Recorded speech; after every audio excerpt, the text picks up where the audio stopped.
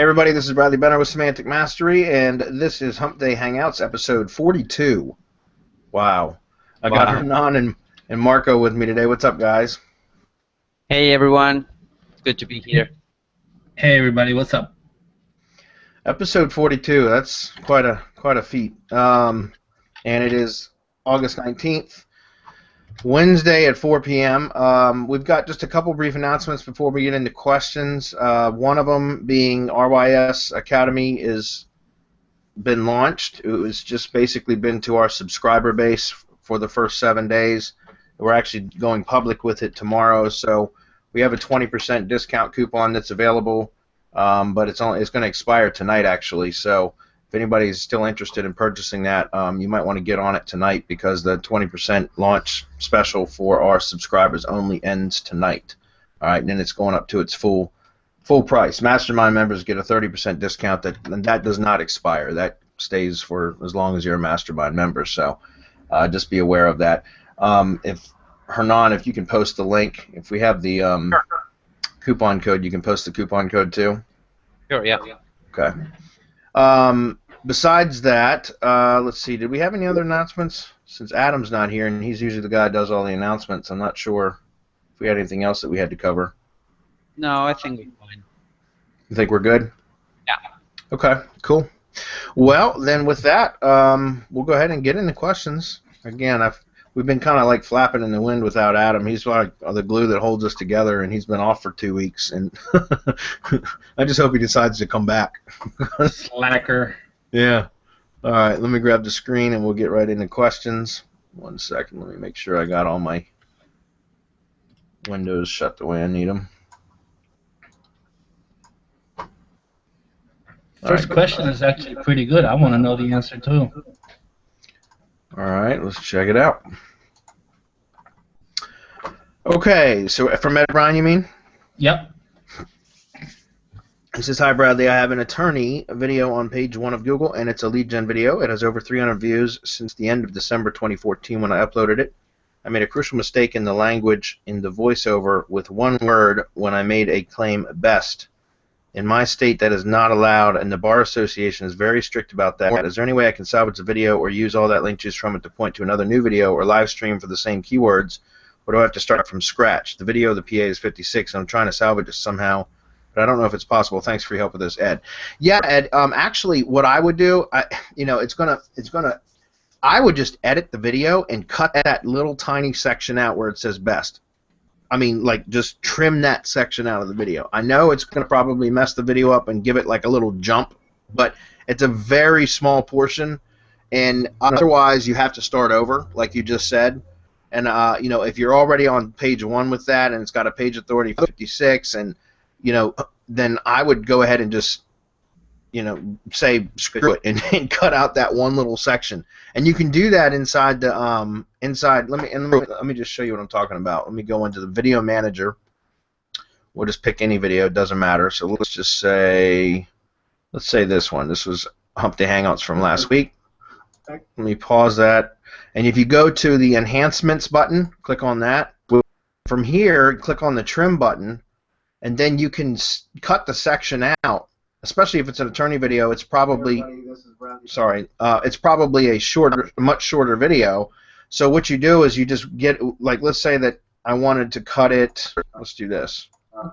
Under the radar. Let me pause that for a minute and move the counter up. Just give me a minute. I just want to show you where to do it. Let's say that it was right here that I wanted to cut it. All I would do is click the split button. Then I would let it play just past that, and if it's best, it's probably going to be like a 0.2 seconds or 0.4 seconds or something very, very small.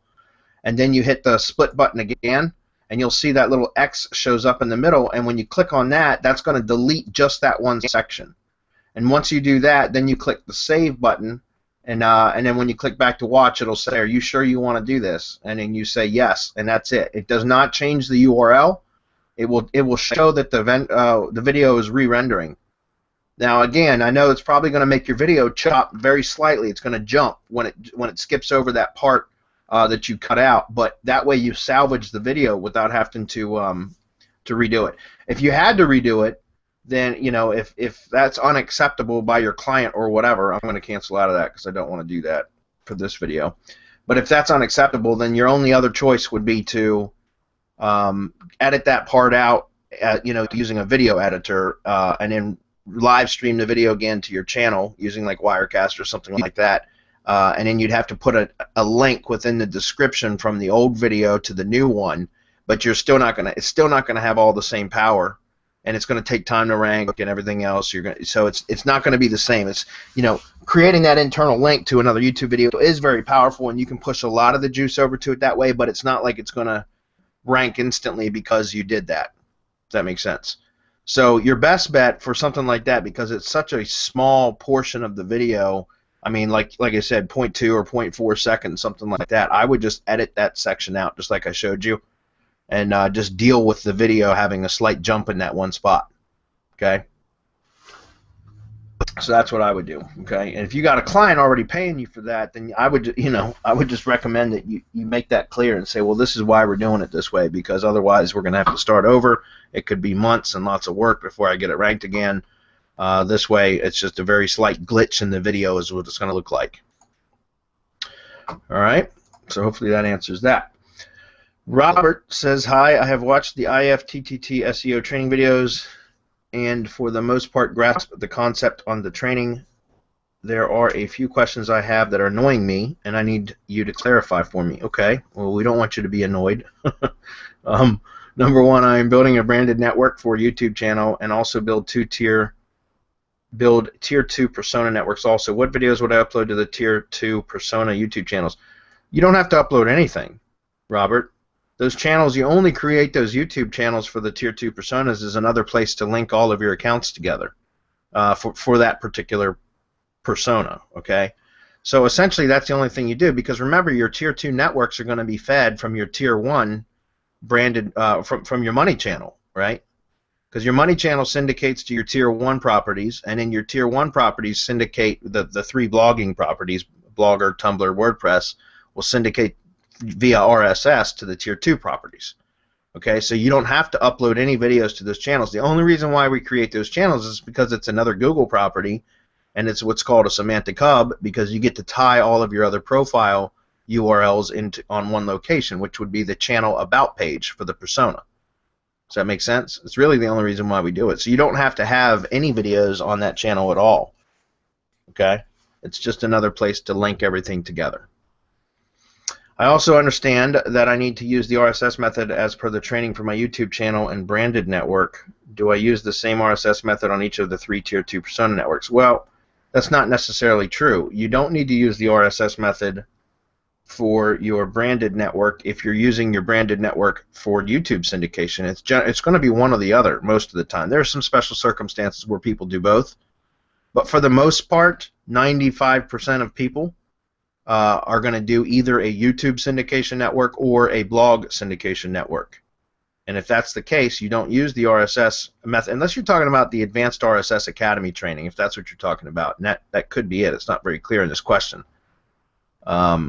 But the RSS Academy training, all that is just a way to kind of power up your networks a bit by syndicating or sending your RSS feeds to aggregators and RSS directories, that sort of thing. It's just a way to boost the power of them a little bit. But if you're using these for your networks, if you're just talking about syndication whatsoever, then it would be YouTube syndicating to your tier 1 network, and then your tier 1 network properties would be using the RSS recipes to syndicate to the tier 2 networks, just like the training shows. Okay? And I know we've covered this 1,000 times, but I'm going to grab a link. Just give me a minute, and we'll post these two. Oops, let's go back. Do one more. Send it over. I'm going to put it in chat in just a moment.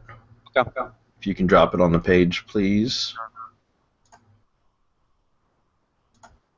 Okay. This is, you can, if you want to put a little note before you drop these or not and say tiered networks explained, this is the screencast link for that, and here is the video. Okay. All right, so on to the next one. I like this one. Moshe, I'm not sure if I'm saying that properly, pronouncing that properly, but he says, you guys know that feeling? Click on this and look. I think that's awesome. Waiting for a new Hump Day Hangout. Very cool. Okay, Earl says, you've purchased a high authority domain name. I have, and set up 3-tier networks around it. Okay. If you have salted the PBN with half a dozen or more niche relevant articles, the last of which includes a link to a client site or video, in one set of scenarios I have been told that that can be it. Others suggest that we reuse the site repeatedly, especially I would think with IFTTT networks. It may seem self-evident, but how often do you post new material?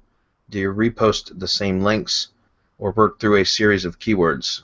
I seem to be struggling with how to put it in gear concepts. Okay, Earl, I understand what you're saying. So you're questioning, do you just build the networks and then submit a post content to your networks through the blog or whatever, and then that's it, you're done? No, I use I use it as a content syndication engine. Like my blog is the distribution point. If you're doing this for website, for blog syndication, and the best thing to do is have a list of keywords your target keywords, which are generally going to be long tail, that you're going to use as you're going to target as blog post topics. And if you have your site siloed out properly and everything else, then you're going to be basically creating supporting articles which will fall within a particular silo. And then so within the content of those blog posts, you put a contextual link up to the top category page, which would be your silo landing pages, right? Those are normally the pages that you're trying to rank, the ones that are the broader terms that probably generate the most traffic, that sort of thing. And so you put a contextual link using varied anchor text for each post. You don't want to do the same thing over and over again, but you can target multiple variations of long tails. Plus, you can also just do, you can even use brand anchors as, even though you're, linking within the content of the post. You can also use URL anchors, which are just naked URLs, and just publish posts. The networks, IFTTT networks, work really, really well for blogs as long as you're consistent with your posting. Okay, that's important. You don't want to just syndicate content to it with a couple links pointing back to pages on the site and that's it, you're done. It doesn't usually work that way. It'll help a little bit, but what really helps is to continually post on a regular schedule, because that's going to increase the activity across the network properties, which will increase page authority as well as trust flow. Okay, and topical trust flow especially. And that's part of the reason why we do that is if you're using a branded network as tier 1, which you should be for a blog especially, then you want to post consistently to it, and that's just an extension of your brand. So essentially it's like, hey, look, this is our content. You're not trying to hide anything, right? You're saying this is our content. It's also posted here.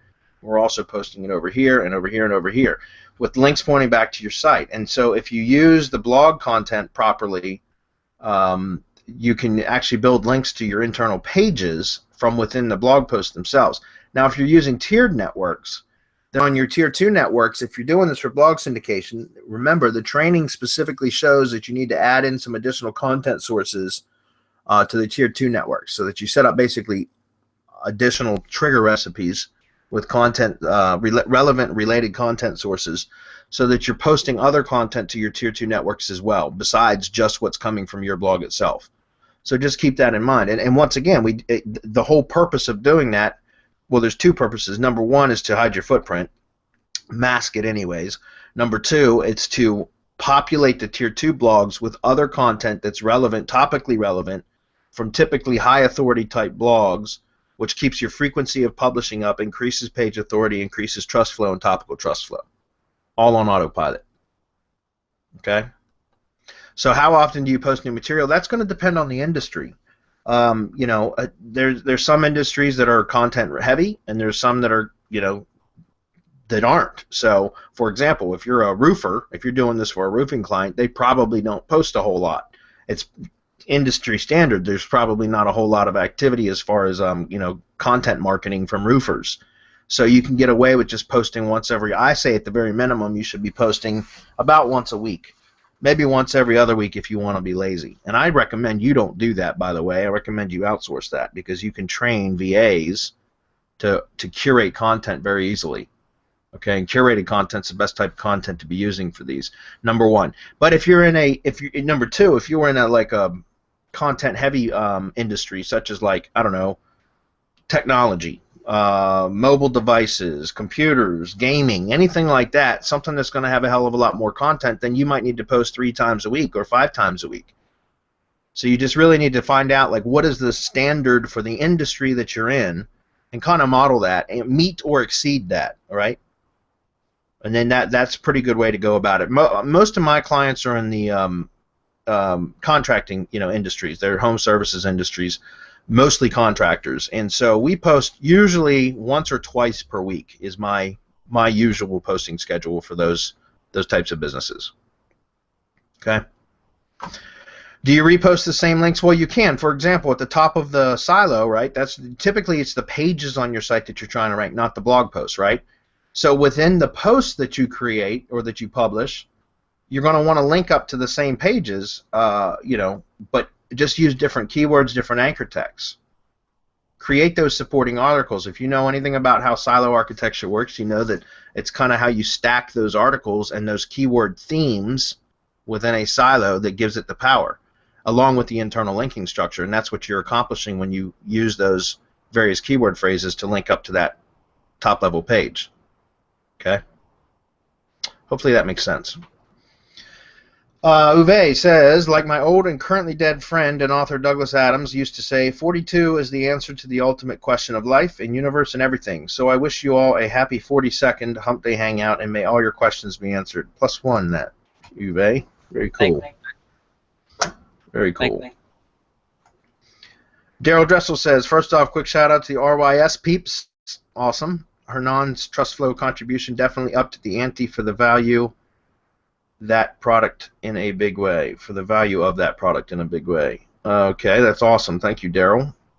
Got another solid question for you today. How would you build a silo for an EMD like LosAngelesDUIAttorney.com, where the city and the service are already in there? Would you ever try to convince the client to go with a branded domain and then 301 the EMD? Yes, I would absolutely try to convince. Some clients, especially attorneys, I know they think they know it all, and that's part of the reason I don't work with attorneys. But yeah, some of them are going to think that that's what they want, Los Angeles DUI attorney. I would absolutely recommend, as the expert, that they would use something that's more branded, because EMDs, EMDs are still valuable. You can still rank EMDs. They just lower the threshold to trigger a penalty considerably. Okay, so you can still use so if they're adamant about using that particular domain, which I don't know why they wouldn't want a branded name, that just seems silly to me. But if for whatever reason they're going to dig in their heels and say no, we want to use this domain, then you're stuck. You got to work with them the way do what they want. That's what they're paying you, right? So in that case, I would just, if you're going to silo that out, I'm assuming, let's see, Los Angeles DUI attorney. It depends on how what type of topics and things like that. Like if all they do is DUI law, like what I'm saying, a criminal law for DUIs, then I can imagine they probably don't really need a lot of silos on their site. If they were Los Angeles attorney and they did like personal injury, criminal, family law, divorce, like divorce law, immigration law, all that kind of stuff, each one of those could be separate silos. Or if you're going to target via geography, if you're going to have a location-based silo, which you can, Los Angeles, I'm sure it has boroughs or districts or whatever. You could have districts as separate silos for that as well. It seems with that exact match EMD, though, that exact match domain, that it's awfully narrow in what they provide. And that's something else you can also use as kind of your argument to make your case for using a branded domain instead of that, is to say, hey, this is a very, very narrow niche. If you guys provide any other kind of law services besides DUI law, you might want to consider going with a different domain. So, but that said, you just got to be careful if you're going to be if you need to add different categories and stuff like that. Again, I'm not sure what they are, Daryl, with the limited amount of information that you gave me. But I would just keep the URLs short and succinct as possible. Keep them, logical, but don't mix other keywords into there. Try to keep the URLs as short as possible, and then also keep that in mind that when you're building links back to the site, that if you're using a naked URL, right? We all think that. And we know for sure the best way to build links right now are branded brand anchors and naked anchors, so just naked URLs. But you got to be careful with EMDs because naked URLs with EMDs are still considered keyword anchors. Right. So. Yep. So then in fact, you could. Can you hear me right now, Bradley? Yes. Okay. In fact, you could build a 100% link building profile entirely based on URLs and branded anchors, and you will be ranking. Yep. So. Unless you've got an exact match domain. Yeah. And then you got to be careful because you can remember with an exact match domain, you lower the threshold to trigger a Panda penalty, which is mostly an on-page penalty, okay? Because of over-optimization, because of the URL, the exact match keyword being in the root of the domain, okay? And on the other side of that, by building naked URL links back to your site using the naked URLs, the anchor, then that counts as an exact match keyword anchor, and so you could trigger a penguin penalty. That's why I'm saying it's. I don't like to use EMDs. I use partial match domains now, or branded domains, or branded plus partial match. In other words, or just flat out partial match, where maybe like one of several, if it's 2 or 3 keywords in to make up the keyword phrase, it might have one in there, or a variation of my main target keyword, something like that, so that it's not an exact match domain, because naked URL anchors are going to count and count as exact match anchors, and that could trigger a penguin penalty. So you're looking at 2 potential penalties that you might trigger with an EMD. Right. So I don't recommend. I'm sorry, but what you could also do, Daryl, if there is no other choice, because sometimes you'll get a client that has already an EMD. So what you could do is to build a brand. It doesn't matter if they do have the EMD, but you could build a brand and link, use mostly branded links, okay? So use the EMD, but build links with a brand name. You know what I mean? Right. So use for example, the attorney last name, or the name and the last name of the client to build a brand around it. But yeah, I know what Bradley is saying, so be careful. Daniel S. says, in your JSON markup for social profiles for semantic mastery, why did you include, and they're showing the web archive.org page profile for us, as well as the alexa.com site info? Just because it's got our links, it's got links back to us, Daniel, and those as well. We can click through and take a look at them, but they're just basically another hub property. See this? There's a link up here back to us, okay? And it's just another property that we can add in there. We can add anything we want as the same as attribute. Yeah. We can add anything we want. It's part of the ubiquity that we are trying to achieve with semantic mastery. Same thing with this one. What's nice about the Alexa is this is a no-follow link here, but look at the domain authorities, 95.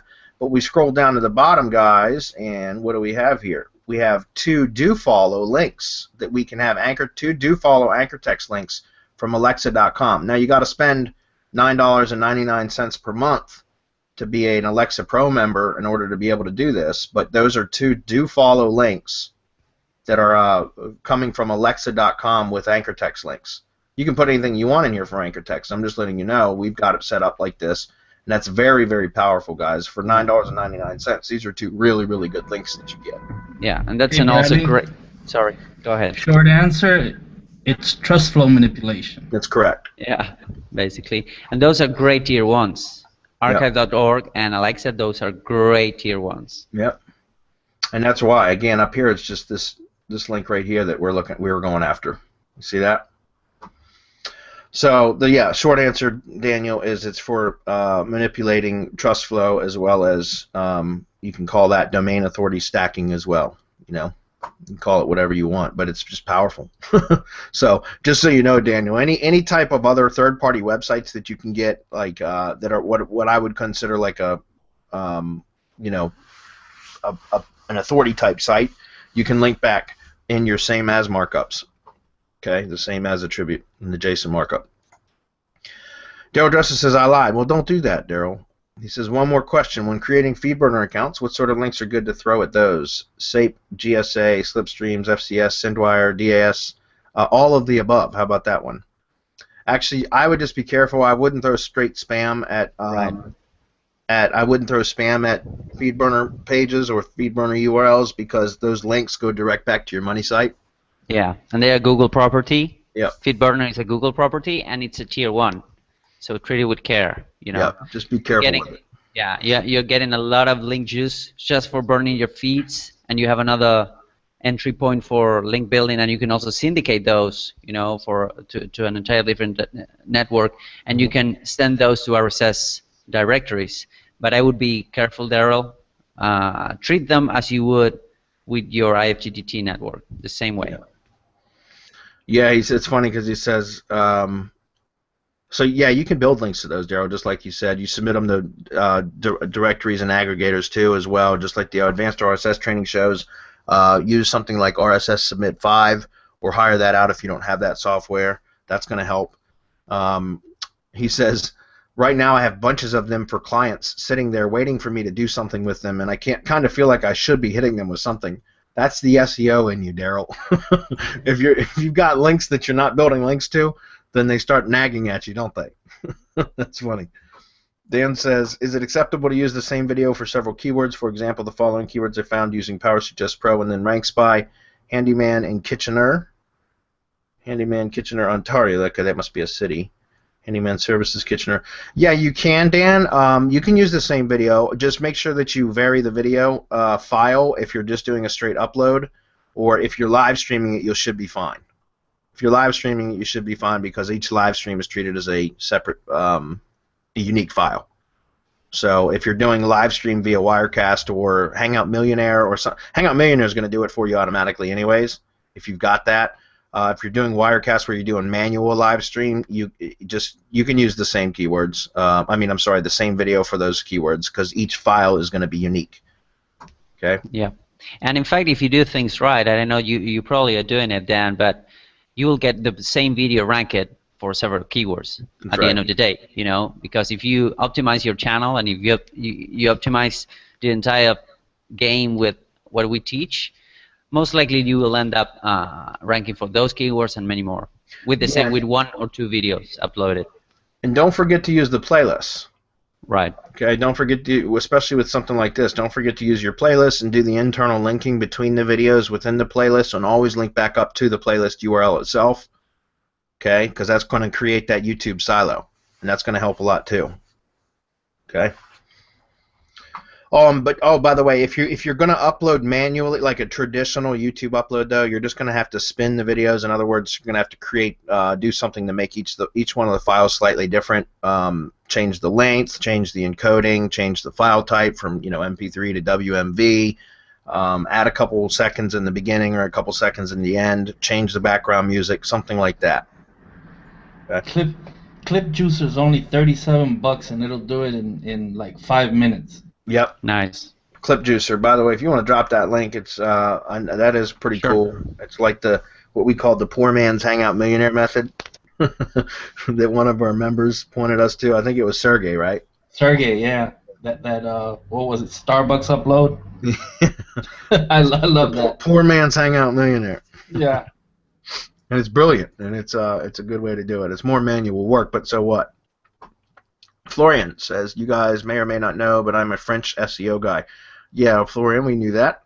And so I have a really hard time to get content for FCS GSA links to the Tier 1 IFTTT. Do you think I might okay to go with English content? English content, about the same content. I'm going to let you answer that one because everything I do is US-based. Yeah. Well, Florian, good luck that you're a French SEO guy because you have, you can get away with murder. We do it all the time in Spanish. But anyway, yeah, you can pump your Tier 1 IFTTT with English content. It doesn't really matter. In fact, I've ranked Spanish properties with English PBNs. English PBN links. It's so much easier in foreign languages. It's crazy. As long as you keep your Tier 1, branded and in French, your content that you are syndicating, it's relevant not only for Google but for your audience as well. Then you can go ahead with FCS and GSA using related but English content. You'll do fine. Yeah. Very good. Adam is slacking as usual. Let's +1 that. Yeah. Yes. The beard is affecting his thinking. We'll +1 that. Yeah. We feel the same, Daniel. Damon Green, he was asking about RYS Academy. Damon, that's the product. It's not that the price increases tonight. The price is the same always. It's $9.97 for that product. It's just we have a 20% discount coupon that was available for our subscribers only and for our initial launch, which is 7 days, and that's a 20% coupon. It's listed just below your post here, Damon. It's RYS Academy. .semanticmastery.com, and the coupon code is back in time, all one word, back in time, because it's the SEO time machine. So, and some of our members are having really good success with it already. In fact, I'm going to throw Jason Quinlan under the bus. He did a very short 2-minute video where he had, in less than 20 minutes, he had 4 spots on page 1 for a medium competition keyword in a city. Lovely. Huh? Lovely. Yeah, it was in the mastermind. I know he posted it earlier. Damn it, I wish I could find the link because I dropped it so you guys could take a look at it. I'll check it out. See if you can find it, because it was in a post from earlier that somebody posted in there. It was one of the ones where somebody was asking about RYS Academy. So it's one of the more recent posts, and somebody posted Jason didn't post the link, but somebody else did for a video that he did showing. It was like under 20 minutes. He got four listings on page 1, and like for a medium competition keyword, it's pretty damn powerful. So Scott Rogers says, and speaking of Google properties, would it help to place links on the still images from my Google photos that were used to make YouTube video in the YouTube description? Let's see, place links of the still images from Google's photos that were used. I don't know. It's a would be worth testing, Scott. I've never done that. Hey, B. Yeah. Photos.google.com has 77 trust flow, so anything you're doing, it can't hurt. Yeah, that's a good point. Yeah, test it out, Scott. I mean, it's not going to hurt, right? So test it out and see if it. What I like to do in situations like that, Scott, when I'm testing something new, is have two similar keywords that I do pretty much the same thing to for both of them, like the same methods, and then just add that one additional step, like what you're talking about, and track and see if one of them does better, if that one does better than the other. Because the other, if you just start testing stuff without having a control as well, then you don't really know what it was, how much of an effect it had. Right, so that's why it's always good whenever you want to test something new is to have a control, like something. So both properties you do the exact same thing to, but the only difference with your other one, your test property, is that you add those links in the description and see if that one performs better than the other, or if there's any change at all.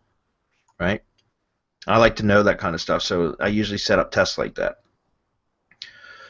Okay, Michael Wheaton says, are the Super Spun articles you recommend good enough to use on your money site? No.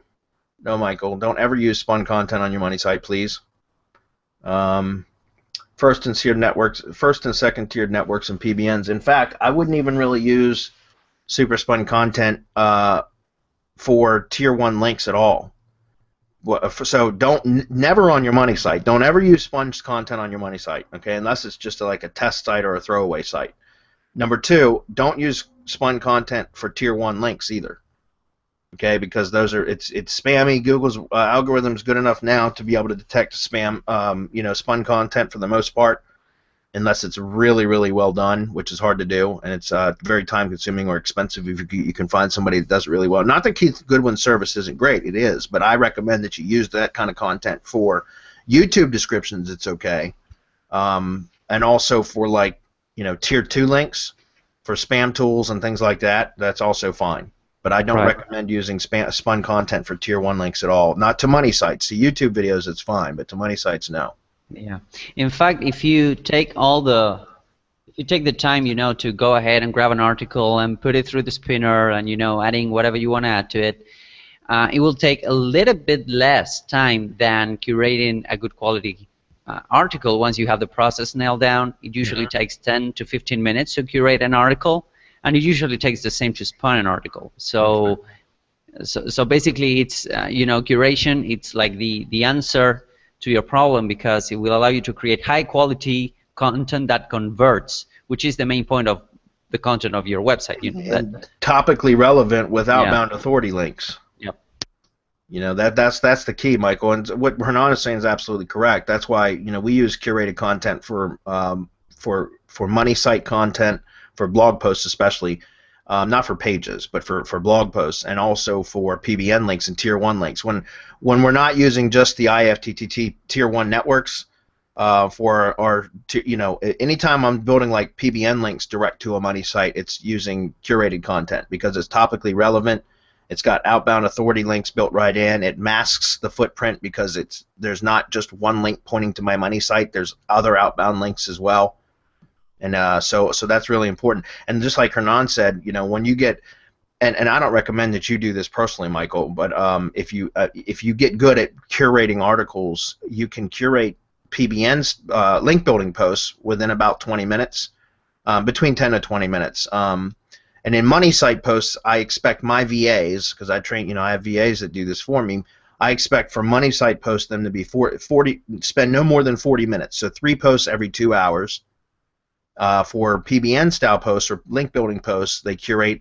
I want 3 posts in an hour, so that's 1 every 20 minutes, and that's what I come to expect from my VAs. And they do that.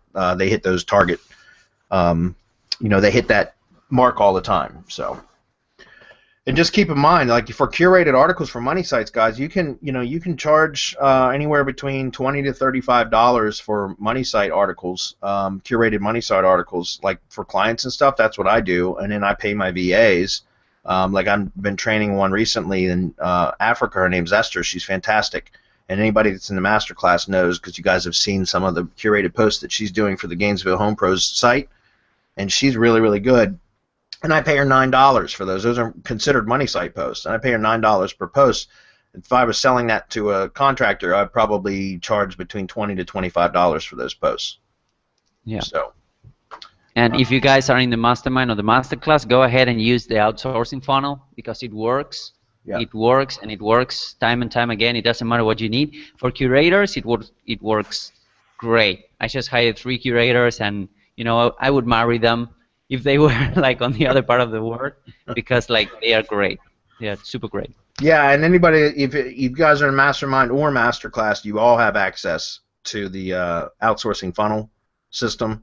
If you're in the Mastermind, then you have access to Curation Mastery is included in your Mastermind membership. If you're not in Mastermind, you can purchase Curation Mastery if you want to learn, and that's got the outsourcing funnel included in that as well. But that way you guys can learn how to do the curating properly, and it's a great way, content marketing strategy, which you can turn that into a business in itself. You know, forget SEO. You can turn content marketing into a business that way as well, where you just manage it too, because you outsource everything. So Damon says, as for curating content on a tier 2 network, I'm currently building networks that have niche related topics. The content I'm just feeding to my tier 2 is city or town related. Is that a good strategy? Yeah, especially if you're using those networks to rank local stuff. That's a great strategy, guys. In fact, if you're building, like, I know I've had this question a lot about people asking, you know, if they wanted to build, like, let's say a Atlanta, Georgia business channel that they want to rank Atlanta business videos for. And it's not niche related, it's not niche specific, it's location specific. So, because in other words, they could be ranking Atlanta attorneys and Atlanta plumbers and Atlanta insurance agents and Atlanta real estate, you know, and all of that. Those, so their niche wouldn't be specific, but the common denominator there then would be the location. So in that type of a situation, then feeding your blogs with related content, your tier 2 blogs or networks with related content using local, like, news feeds, like, you know, from local newspapers or universities or you know, any type of local blogs, events, that sort of stuff. That's great, because then you're still feeding topically relevant. The topical relevance there is the location. Does that make sense? Because it would all be around Atlanta, Georgia stuff. So that works really, really well. In fact, that's, again, if you're doing local stuff, guys, even if you're curating content for, again, let's say it's a money site or it's a client site, and you're talking about you know, money site content, not even just for link building purposes. That's something we talked earlier about, what type of industry. Some industries produce more content than others, right? And we saw roofers, for example. I said there's not a real content heavy type of industry. However, you could have a local roofing site or a local roofing client, and you could curate content that is just locally relevant. It doesn't even have to be about roofing. You can just, if you get creative, or you have a creative writer, which is what I do, because I don't like to do any of that stuff myself, is they can always find a way to tie a mention of your business into a post that has something to do with local news of some sort, right? And that's all you need, because you're getting the location-based mentions in there, which is going to reinforce your business anyways, right? The SEO of your site from syndicating locally relevant content, and just working a mention in of the business is all you need. So that's a very powerful strategy as well. So yes, Damon, that's good. Why do they call Wednesday Hump Day? There is no humping going on here. Plus, I'm getting tired of having to pull out my lotion. There's one meme. Where's Wayne? Wayne's not here today? I guess not. Because Wayne's usually the other one jumping in on that. Chick says, I have a number of blogs and wondering what is the best pinging software or service to input the RSS feeds into and get them indexed quickly. In addition to these blogs with reviews are all on subdomains, and the rich snippet star reviews are not appearing in the SERPs for the home page. However, they do show up for the individual posts. Other sites are not having this issue, but are not on subdomains and are rather on the root domain /review. Is the subdomain the issue for not showing the rich snippets? It could be, Chick, if it's your home page that's being shown in the SERPs and not your subdomain. That could be it. You can add the review rich snippet, the structured data, the markup. You can add that markup into like the header of your home page if you need to, and that'll show the review stars. So what you want to do is just go over to the structured data testing tool, which is Google's, and you can check the code there. So let me just grab the link real quick. Also, while I'm doing that, Hernan, do you think you could grab the link to the blog post about backlinks commando and backlinks indexer? Sure. You might have to log into the site to find it. Actually, you know what? I probably did finally save that. Just a minute to see if I've got it. Yeah, I'll get it if not, Bradley. Don't worry. Okay. I was just thinking I probably saved it. Yeah, I did. It's right here. I'll post this in the chat box for you. Cool. Okay. And you can post this on the page. And plus mention Chick so that he gets that. All right, so go to the structured data testing tool. I'll answer the first part of the question in just a minute. But we want to go here. All right, so the structured data testing tool, guys, you can just do the fetch URL if you want and post the URL of your home page, and then it's going to show the HTML code of the whole page in this side, and it's going to give you, basically green lights or red error messages over here for any structured data that it finds. And so this will show your the head section and the whole entire page, right? So what I'm saying is you can actually just go manually code into the head of your home page the rich snippet review star stuff. Okay, so that's something that you could do, and that'll force it to show. And now, again, if you're using like a plugin or something that imports the rich snippet that actually adds it to the post level, that's not going to add it to the home page. So you might have to manually add that structured data markup into the head section of the home page, and that'll force it to show. It should anyways. Okay. Sometimes some weird stuff happens with rich snippets, though, so I'm not going to swear to that, but that is essentially how it's supposed to work. Okay, so the large number of blogs and wondering what is the best pinging software service to input the RSS feeds. Okay, I don't know of any specific service that you can take an RSS feed and extract the post URLs and auto-submit to indexers, so that's why we used the post that I just had, Hernan post up there. If we go back to that again real quick, I'll just show it. We're almost out of time, but just a minute. Yeah, Backlink Commando does a great job with that. Yeah.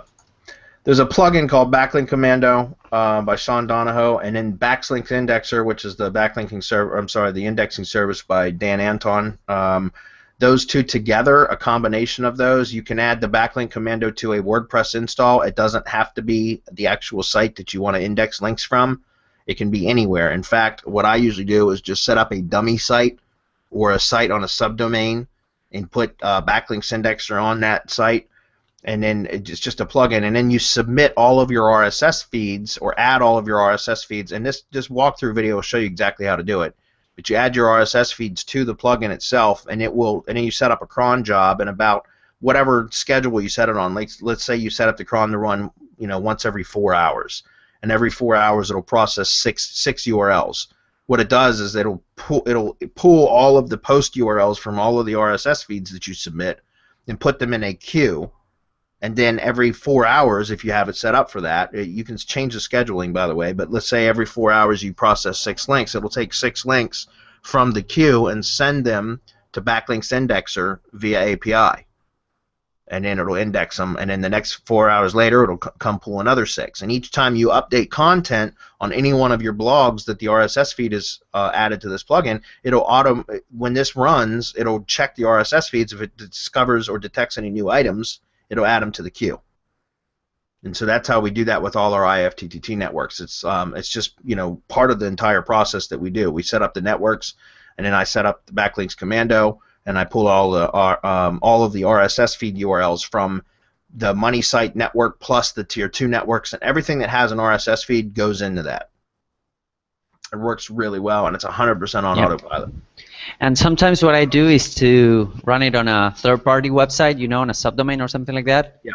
And it will pull the feeds that you want it to, and it will create another feed that you can later syndicate, with authority content and whatnot. And it's really powerful because you can run it on a third party, on a subdomain or whatever, and it will pull all of your IFTTT network links and syndicate them, and it does a pretty nice job.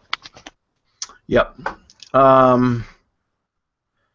Ken Roberts says, does Super Spun Articles, that's Keith Goodwin's service, offer 1,000-word articles? I can't get a response from them. I've got his email address, Ken. Oh, not only that, but if you're coming to MasterClass today, which is in 10 minutes, Keith is almost always on the mastermind. He's in another part of the world, so he wakes up at 4 in the morning his time just to be on the MasterClass webinars. So he's almost always there. He's never on this one, but he's always on the MasterClass webinar. So you might want to ask him while we're on that page in just about starting in 10 minutes. Okay, but I also have his email address, so I could probably send it to you if you don't have it already. Oh, cool. You found that video, Hernan. Thank you. From Jason Quinlan.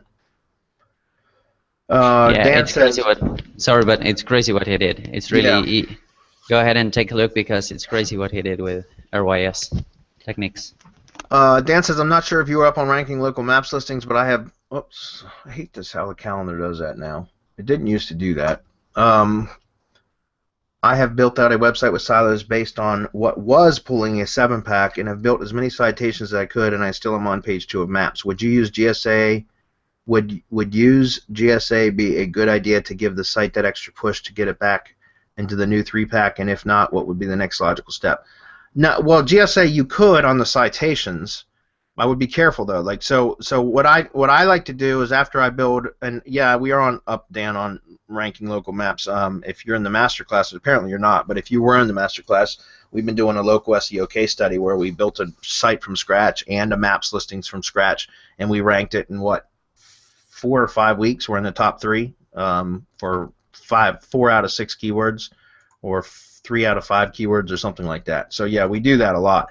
What I would suggest doing is finding the most powerful citations. Let Google tell you which ones are the most powerful citations. Just go to Google and search for the company name plus the phone number, or company name plus address. Use 2 out of 3 of the NAP. It doesn't matter which 2 out of 3, but name, address, phone number, right? Just select 2 of them, search for those. Then Google's going to show you what it determines is the most powerful citations for that listing. Okay, and then go open those up in different tabs. Figure out which ones are do follow links. Many of them won't be do follow links, or they'll be redirect links, that type of stuff. But some of them will have do follow links, and then you set up link building campaigns to those do follow citations. Right. Yeah. Okay. I've seen that having. If you're good with GSA, Dan. I've seen that having contextual, you don't want to burn them. That's for ones because they are tier 1 links, so you do not want to burn them. So you can use PR3 or DA50 or TrustFlow 20 plus contextuals with GSA, no more than 100 to 150 per citation. That way you don't want to burn them. Okay, you can do the same with FCS. Just a tiny bit of links, a tiny chunk of links, and then you can blast those. Do not blast your your citations directly. You do not want to do that. So what he's saying is just build tiered links to your citation. Exactly, yeah. Yeah, exactly, so your tier 1 links to your citation would be like 100 to 150 contextuals. That's right. And then from there you can blast those 100 to 150 contextuals with spam. Exactly that. Okay. And so that's going to help a lot. Something else, make sure you've got your JSON markup or structured data, period. You can use schema.org, you can use JSON markup, doesn't matter, just make sure you have proper structured data on your local site. Also set up your semantic hubs, make sure that you have that done properly. Use the same as attribute, we were talking about that earlier. That's very, very powerful. Okay, so you want to do all of that. That in itself is going to have a huge boost on it. Okay, make sure your site structure is good. Anything that you can do on page, make that your first attempt, and then you start doing additional off page stuff. Okay. Press release would help with that too, by the way. So if you set up and distribute a press release that you can put the NAP in, the name, address, and phone number, because if that press release gets distributed properly, you'll get an additional, 250 to 350, depending on which service you use. Press releases that will have an NAP, name, address, phone number, and that counts as a citation. It's an unstructured citation, but it's a citation nonetheless. That will help too. By the way, in your press releases, you can also link to some of your citation sites instead of just back to your money site. You could link to like the Google Plus Maps listing URL too. So your Google page URL, you can link to that. You can link to like some of those citations which we just talked about that have a do follow link on them. Okay. Just think you can get creative with that. Florian, we're almost out of time, guys. Florian says, how much time does it take for the FCS GSA combo to IFTTT to make some effects, assuming that Tier 1 IFTTT is 2 weeks old with 6 to 8 articles curated on it? A 2-week-old IFTTT network's not going to be all that powerful. Even with 6 to 8 articles on it, it's going to take some time to season them and to continue posting on them. Adding FCS, GSA, combo, whatever, to where you're just basically pumping page authority, increasing the juice on those is going to help it, but what's going to help it even more is to just continue posting on it. Like I said, do another 2 or 3 posts per week if you can. Again, I recommend that you hire that out. You can pay an outsourcer to do that, and it would be very inexpensive. And that's going to be much more effective. The more you post to your IFTTT networks, especially if you're boosting your networks, the more effect it's going to have. Yeah, and what I would say that anything GSA, first off, it will depend on competition, Florian. It would highly depend on competition, how competitive your market is. But if you're in the French market, I would assume that you have a medium competition. So anything FCS, GSA combined or GSA only would take from 3 to 5 weeks to show some results. Okay, so have that time frame in mind. If you're doing PBNs, the same. Just do it. Just have in mind that 3 to 5 weeks is the benchmark right now for anything link building or rather automated link building related.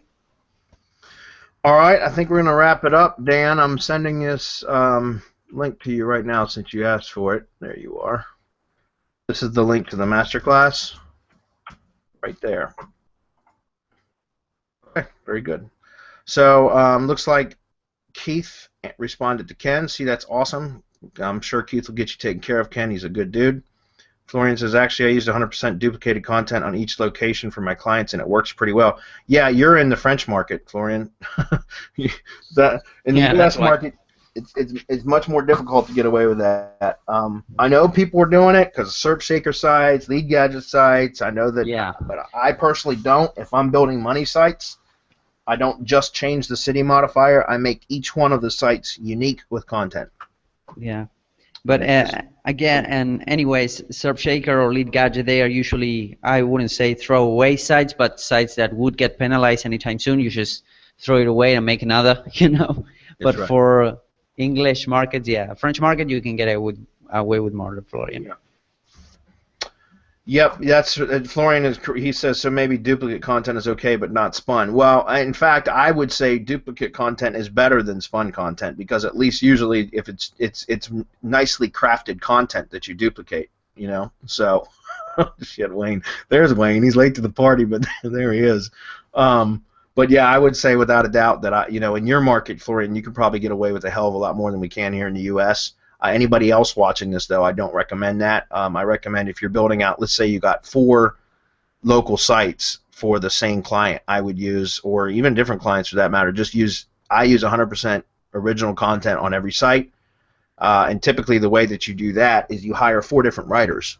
You know what I'm saying? Because each writer is going to have it's going to be 100% unique. If you hire the same writer, sometimes it's hard to create the same content for 4 different sites and have it unique, because it's just more difficult for one writer to do it. So I recommend just using multiple writers in that case. But apparently in the French market you can get away with murder. So everybody go start doing French SEO. Oh yeah, Spanish, French, German. Marco was doing some foreign market as well. I'm doing Scandinavian. It's crazy easy. So yeah. All right, guys, that's it. Wrapping it up because we have to start MasterClass here in just a minute. Keep in mind, RYS Academy, the 20% discount coupon code is going away tonight. So we don't want to hear any whining if you miss it. We're not forcing it on anybody. It's a fantastic product. A lot of people are having good success, as you see with that video that Jason Quinlan posted, as well as it's got its own Facebook community for that. And just don't miss out on it because it's a $200 discount coupon. If you're a Mastermind member, don't worry, we got you covered because that's a 30% discount for the life of your membership. So, yep. Check it out if you can. Dan, we want to see you in the Masterclass, buddy. It follows this immediately. It's at from 5 to 6 p.m. every Wednesday. We are going on week 24 today, so 24 weeks in a row. So there's a hell of a lot of information in there, so we'll see you there. Everybody else, we'll see you on Masterclass in a few minutes and at Hump Hangouts next week. So thanks for your help, guys. Sounds good. Bye, everybody. Bye-bye, everybody.